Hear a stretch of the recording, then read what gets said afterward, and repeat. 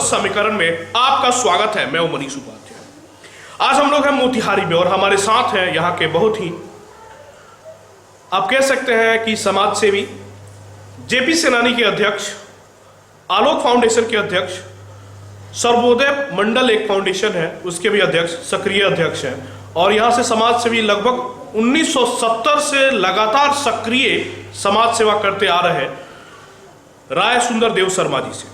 धन्यवाद, आपका बहुत बहुत स्वागत है हमारे चैनल पे। आपसे हम जानना चाहेंगे मोतिहारी की स्थिति 1970 में क्या थी और 2022 में क्या है। देखिए 70 में तो सुविधाओं का बहुत अभाव था। नगर पालिका नाम का था, न सफाई की कोई व्यवस्था थी, न इंफ्रास्ट्रक्चर डेवलप था, सड़कें नहीं थी, नाला नहीं थे, कुछ था नहीं। बावजूद इसके चूंकि उस समय आबादी कम थी और लोग जागृत थे, कम से कम गंदगी फैलाने का प्रयास करते थे। अपने से खुद से सड़कों की सफाई, कचरों का निष्पादन, ये लोग अपने से करते थे, जो आज बिल्कुल नहीं है। 2022 में विगत 5 वर्षों में जैसे मान के चलें कि नगर अध्यक्ष जो यहाँ के थे भारतीय जनता पार्टी से थे, यहाँ से सांसद राधा मोहन सिंह जी भारतीय जनता पार्टी से हैं, ward commissioner Bharatiya Janata party से, और लगभग कई बड़े पोस्ट मंत्री भी यहाँ से रह चुके हैं। फिर भी मोतिहारी का चीनी मिल नहीं चालू हो सका। फिर भी मोतिहारी में जो विकास होना चाहिए वो विकास नहीं हो सका। किस रूप में देखते हैं? देखिए, चीनी मिल को भी एक साजिश के तहत बंद किया गया। लंबी लड़ाई हम लोगों ने चीनी मिल के लिए किया है, बहुत लंबी लड़ाई, और उसको एक साजिश के तहत भाजपा के लोगों ने, जब से प्रमोद जी उसके अध्यक्ष हुए लेबर यूनियन के, उन्होंने ऐसी व्यवस्था वहां बना दी कि शुगर फैक्ट्री बंद हो गई और एकमात्र वही उद्योग था हम लोगों के यहाँ जिससे उसके मजदूरों का रोजी रोटी चलता था। और 50,000 से ऊपर कृषक जो थे, जो गन्ने की खेती करते थे, उनका एकमात्र आय का साधन, नगदी फसल जिसको कहते हैं, वो गन्ना था। और उसके बंद होने से पूरे चंपारण का विकास ठप हो गया। लाख कोशिश करने के बावजूद इस पर कोई किसी ने ध्यान नहीं दिया और फैक्ट्री बंद हो गई, और दूसरा कोई उद्योग यहाँ आज तक लगा नहीं। महात्मा गांधी केंद्रीय विश्वविद्यालय आज मोतिहारी में खुला है, इसमें भी आप लोगों ने काफी बढ़ चढ़ के हिस्सा लिया था। क्या मुख्य वजह रही थी कि इतना डिले हुआ और इस तरह की इंफ्रास्ट्रक्चर वगैरह की बहुत कमियां थी उसमें? उसके एकमात्र कारण अगर कुछ है, हमारे माननीय सांसद जो उसको अपना बथान बनाए हुए हैं, हम लोग भोजपुरी में कहते हैं ना बथान, जाकर कभी ठहर गए, कभी वहाँ से सुविधा ले लिए, वो उसको बनाए हुए हैं। आप अंदाज करिए कि 2013 में केंद्रीय विश्वविद्यालय की स्वीकृति मिली। फिर लंबी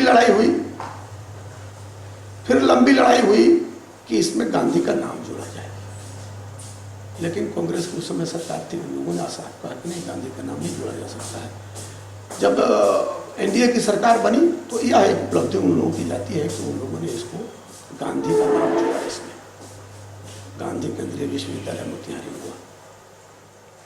उसके बाद 16 से लेकर और आज तक इसके भूअर्जन का कार्य नहीं हो सका है, भवन नहीं बना है, और जितने भी वीसी आए हैं यहाँ, सब के सब लुटेरा, चोर नहीं लुटेरा, पैसा कमाने के लिए वो आते हैं, बंदर बाट करते हैं पैसों का। और आपको ताज्जुब होगा यह जानकर कि ऐसे ऐसे विभाग वहाँ स्वीकृत हैं जिनके लिए कमरे नहीं हैं। वो इतना छोटा छोटा स्टोर रूम में बोर्ड लगा करके और एक शैक्षणिक विभाग खोल दिया गया है, और लोगों की नियुक्ति करने के लिए, सिर्फ अपने लोगों को लाभान्वित करने के लिए यहाँ के वीसी जो हैं वो कर रहे हैं। और अभी तक इसका भवन नहीं बना। एक छोटा सा हॉस्टल जो था जिला स्कूल का, उसमें चल रहा है। तो दुर्भाग्य है, और इसका सबका श्रेय अगर किसी को है इसके दुर्दशा का, तो हमारे माननीय सांसद राधा मोहन जी। मोतिहारी में विकास नहीं हो रहा है, लगभग कई जगहों पे कचरा जो है पड़ा हुआ है, या बहुत सारा पॉल्यूशन, जैसे कुछ दिन पहले पेपर में भी आया था कि दूसरा या पहला प्रदूषित शहर मोतिहारी को माना जा रहा है। इस तरह की जो लापरवाहियां हो रही हैं, इसका जिम्मेदार आप किसको मानते हैं? देखिए, इसमें दोनों है, सरकार भी है और आम लोग भी हैं। ये दोनों लोग जवाबदेह हैं इसके लिए।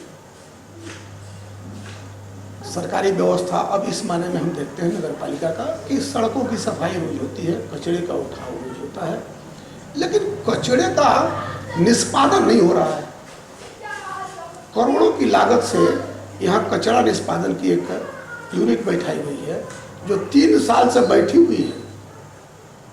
उसमें कोई कुछ छूट गया है, कोई एक और एक मशीन चाहिए था जो उसको नहीं मंगाया इन लोगों ने, और उसके अभाव में कचरे का निष्पादन नहीं हो रहा है।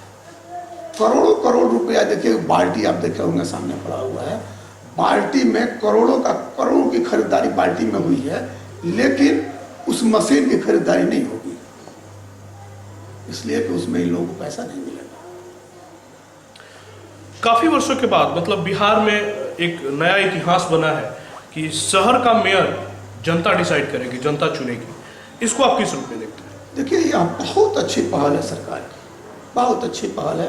बहुत लंबे समय से हम लोग मांग करते आए हैं इसके लिए कि यह जो खरीद फरोख्त होता है, वार्ड कमिश्नर लोग जीत करके आते हैं और बोली लगती है उनका, अब तो 5 लाख और 7 लाख 8 लाख तक चला गया। यहाँ रक्सौल में तो 40 लाख तक चला गया। तो हम लोगों की यह मांग थी कि नहीं, यह डायरेक्ट हो, तो यह मांग मानी गई है और यह सराहनीय कार्य है। चंपारण की जनता से क्या अपील करेंगे, मोतिहारी की जनता से क्या अपील करेंगे कि किस तरह के मेयर का चुनाव, किस तरह के कैंडिडेट का चुनाव करना चाहिए इस 2022 के चुनाव में? हम जो सोशल मीडिया से देख रहे हैं, यह हास्यास्पद स्थिति यहाँ के लोगों ने पैदा कर दिया है ये मेयर को लेकर के। ऐसे ऐसे लोग मेयर के कैंडिडेट हो रहे हैं कि आदमी आश्चर्य होता है, हंसी आती है ऐसे लोगों पर। कुछ दिन तक सोशल मीडिया में काम किया, कहीं कहीं कोई मीटिंग किया, कुछ काम किया, और वो मेयर के हो गए उम्मीदवार। और ये 2 4 10 नहीं है, लगभग काफी है, ये 100 के लगभग है अभी तक।